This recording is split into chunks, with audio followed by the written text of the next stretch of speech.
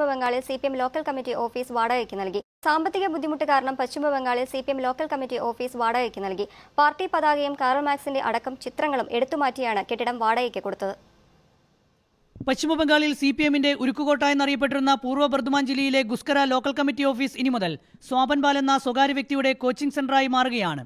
Party പതാകയും party ഓഫീസിൽ ഉണ്ടായിരുന്ന മാർക്സിന്റെയും ലെനിന്റെയും ഏംഗൽസിന്റെയും ജ്യോതി ബസുവിന്റെയും ഒക്കെ ചിത്രങ്ങൾ എടുത്തുമാറ്റി.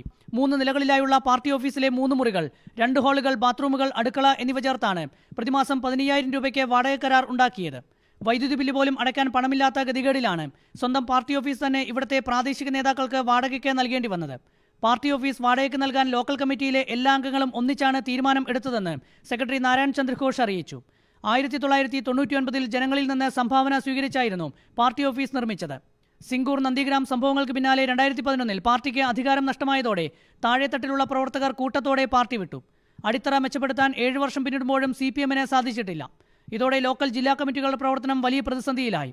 ജനങ്ങളിൽ നിന്ന് കിട്ടിക്കൊണ്ടിരുന്ന സംഭാവനകൾ നിലച്ചു. 2011 വരെ പൂർവ്വ ബർദ്മാൻ ജില്ലയിലെ 15 നിയമസഭാ സീറ്റും സിപിഎമ്മിന്റേതായിരുന്നു. ഇന്നത് 1 സീറ്റ് മാത്രമായി കുറഞ്ഞു. സാമ്പത്തിക പ്രതിസന്ധി